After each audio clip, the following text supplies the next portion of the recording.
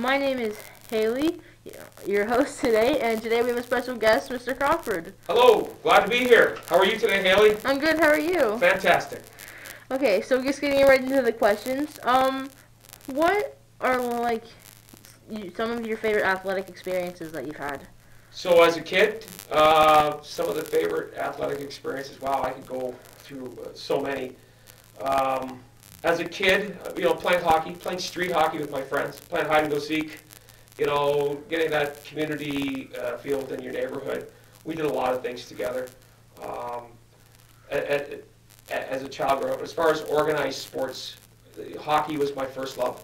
And I think we chatted before we've gone on the air here today that my father was a world champion in hockey, and he kind of led us down that path. He was a very talented multi-sport athlete, as was my mother.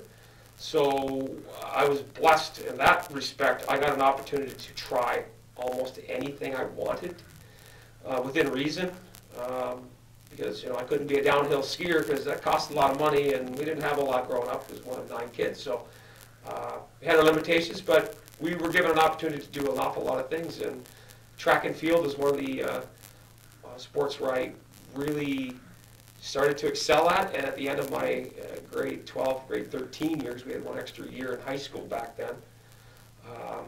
I actually made the Canadian national junior team, and I got to travel to Japan and represent Canada, and that was a pretty neat experience because I always loved to travel.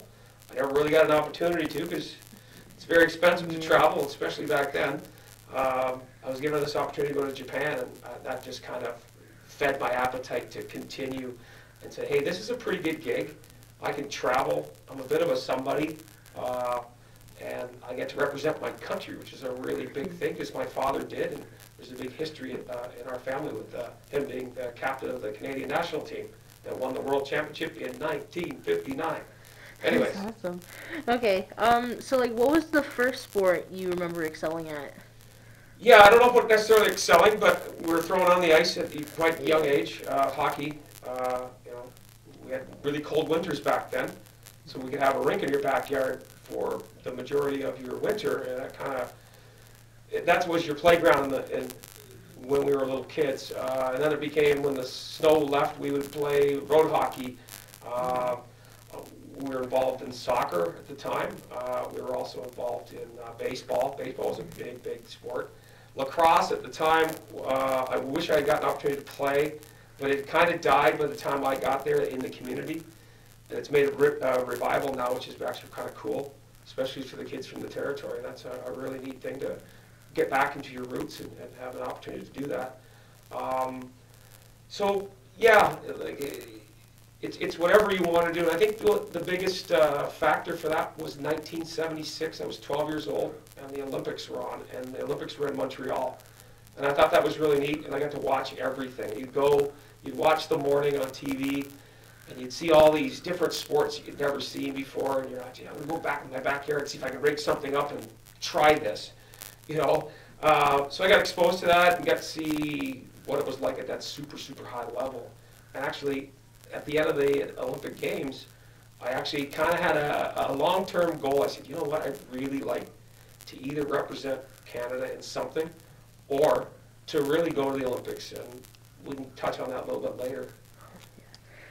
So in high school, what were the sports you played mainly? Yeah, so continuing on, high school, I didn't go to a school that had football. They actually dropped the football program the year before I got there at BCI, Belleville Collegiate. I played soccer because that was the only sport we had in the fall. All the good athletes and friends, they gravitated towards that team sport. Guys played rugby in the fall, but I was in track and field because I didn't play basketball because of hockey, because I played the equivalent to what the Wellington Dukes are now. It's a Tier 2 team.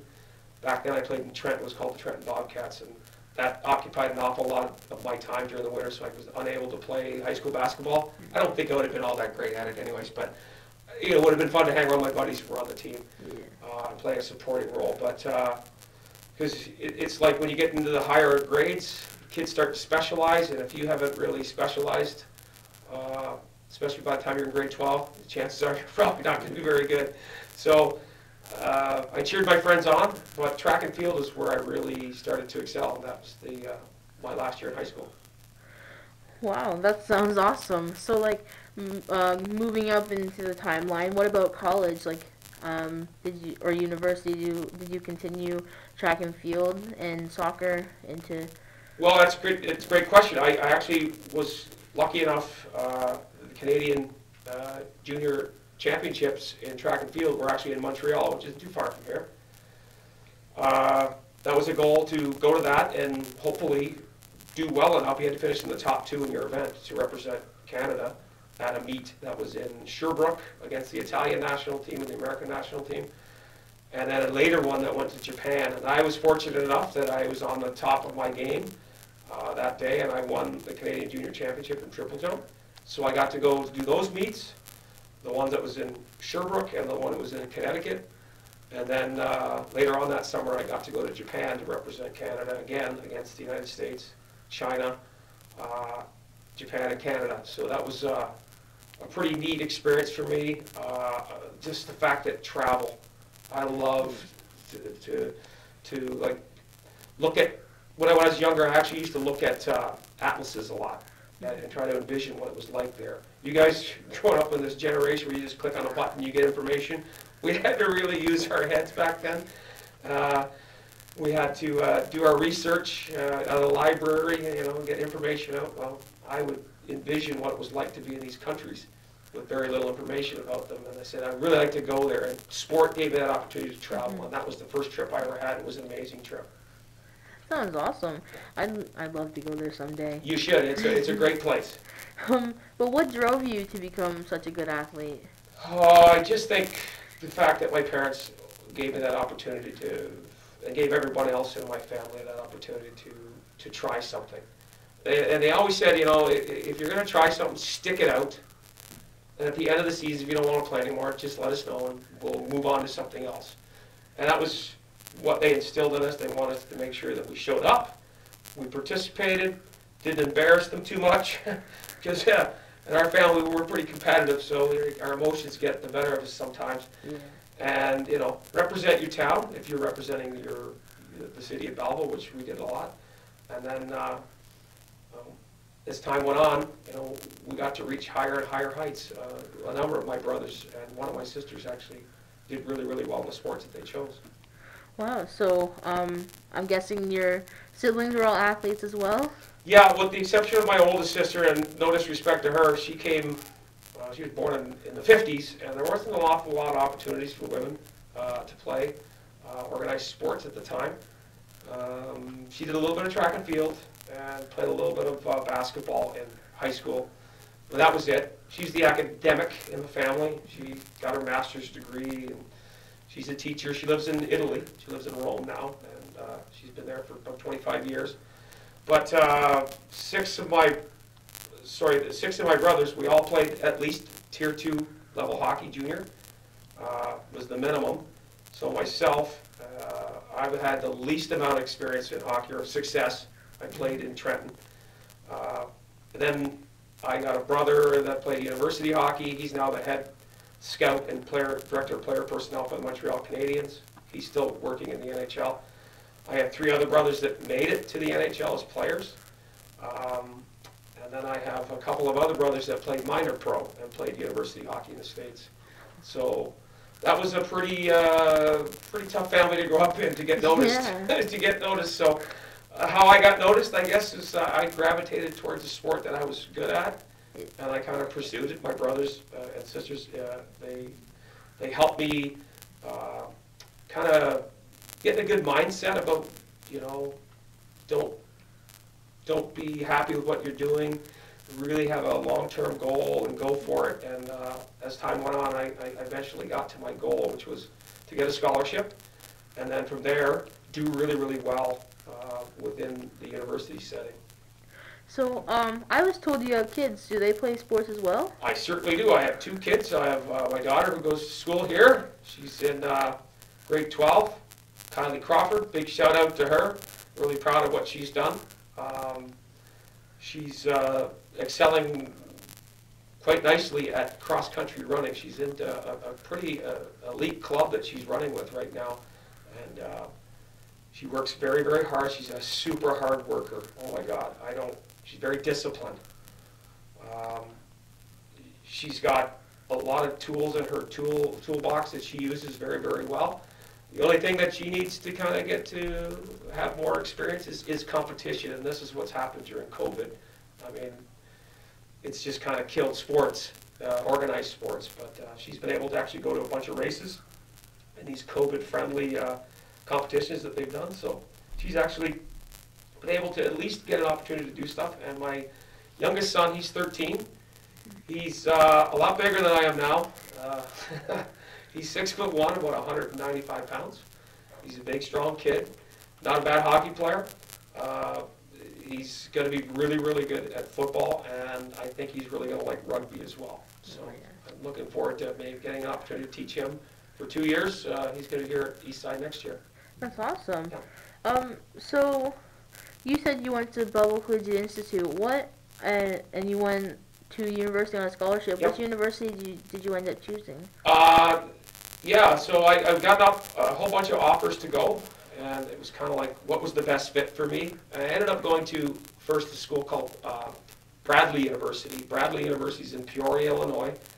It's a Division I NCAA school, and for me, I wanted to make sure that I was going to keep my scholarship, and if I went to a school that had a Division I football program, they don't give out as many scholarships to the track teams, so I kind of made sure I wasn't at a school that had a Division I football program. So I chose Bradley. I was there for 2.5 years. My old coach retired. They had a new coach that came in. It just didn't work out. He had a different direction he wanted to take the team, and he kind of made it really hard for a number of our sprinters and jumpers, and I ended up eventually was allowed to leave, and I transferred to Drake University in Des Moines, Iowa, and that was the school I originally wanted to go to, but they had given away all their scholarships that year, so I had to kind of take the next best offer, and I went to Bradley. Then I said, when I transferred, what a great experience that was. I can't even begin to explain how much fun it was there, and just the environment that we were under. Track and field at that school is an actual big deal, and they host a meet every year. It's called the Drake Relays. It's pretty cool to run at your home track, and there's 22,000 people watching you. Wow. Yeah, it is pretty cool, and they're cheering for you. So, you know, because you go by the student section, and they've had a few extracurricular drinks in their to charge them up on the Saturday, and they really get you going. So it was a great experience, and I never trade that for anything. That sounds amazing. So now you're here and you teach a hockey class. Yep. When did you start teaching the class? 2007, I believe, 2008. It's been seems like yesterday, but years have gone by so quickly. I was kind of brought in to teach this class, and I remember the first day walking in, and I know they had the no hat rule, you couldn't wear a hat, and I still remember the very first, I had 17 kids in the class to start the first day. We met over by the stage, and there was I knew like 2 of the kids, that's it, I just knew who they were. And there was one particular guy in particular, he had a tattoo all over his forearm. And I looked at it, and I said, I can either be a jerk the first day, which I don't want to be to the students, to tell this kid to take his hat off. So I looked at his tattoo, and it said Todd, which was his last name. It's also my first name. So I walked up, I go, is that your first name or your last name?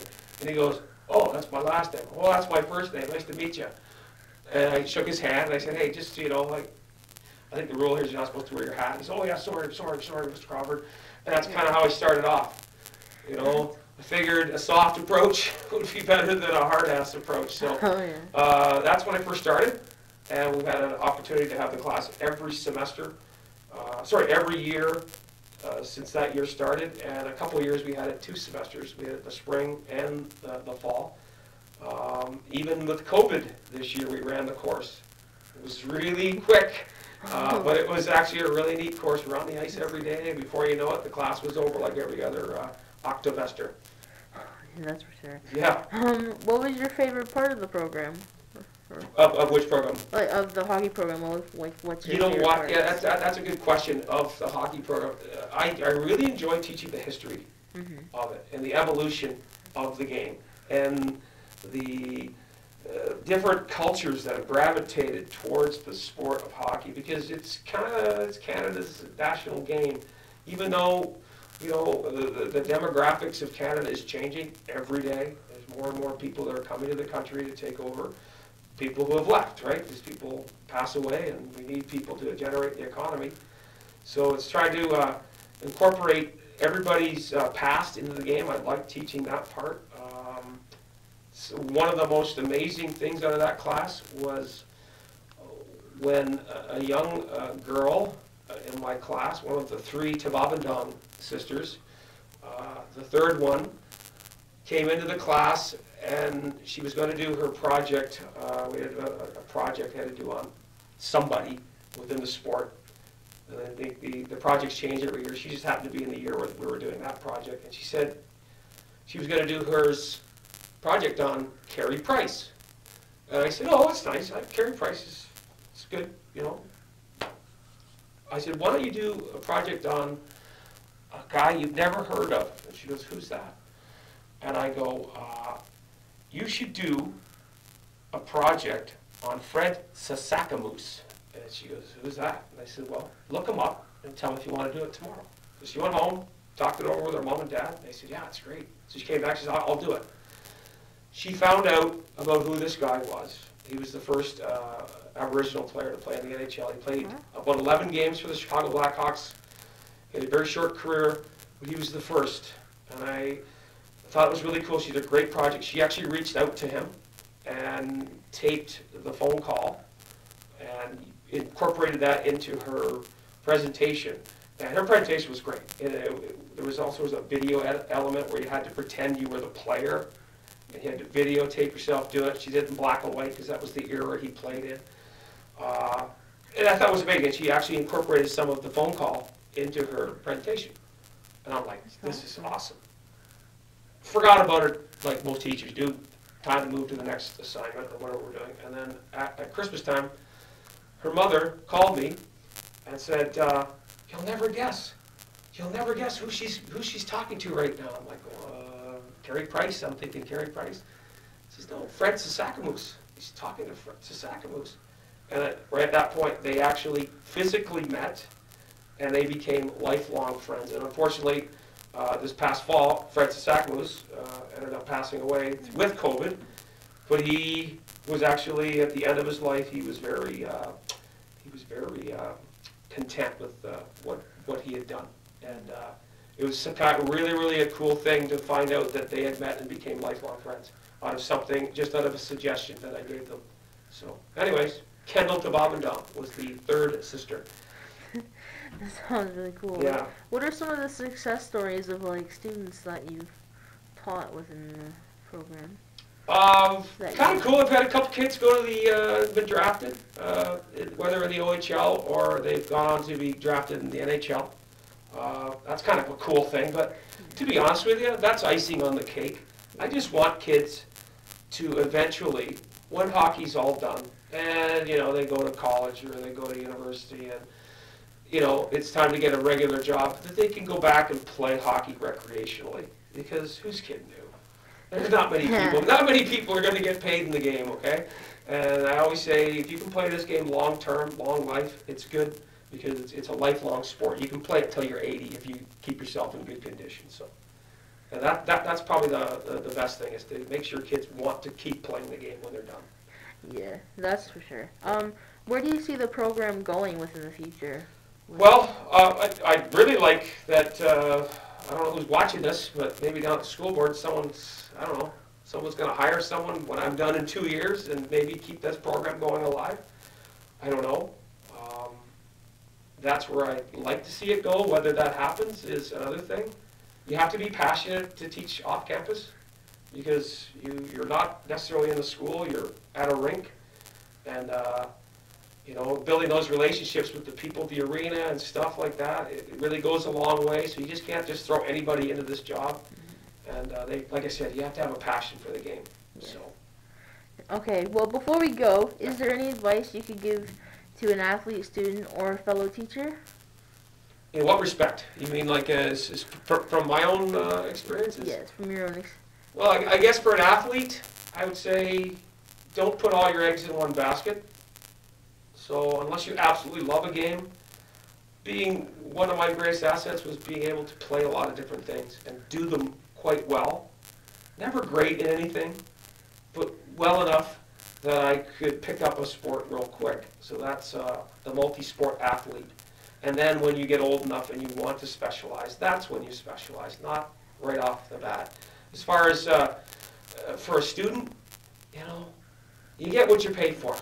If you show up and you don't study and you hope, you got that hope studying technique, or I hope I do well on that test, chances are you're not going to do well. So I think if you buckle down and you put some time and effort into your studies, you're probably going to do well. And the best part is, don't be afraid to make mistakes. And I repeat, do not be afraid to make mistakes. If I can go a day without making a mistake, well, I'm probably in a coma, okay? Because that's about the only day I'm not going to make mistakes. So if you're worried about making mistakes, make yourself look like a fool, don't worry about it. I do it every day. Well, thank you so much for coming on the show. Well, this has been the Raven Podcast. Thanks for listening.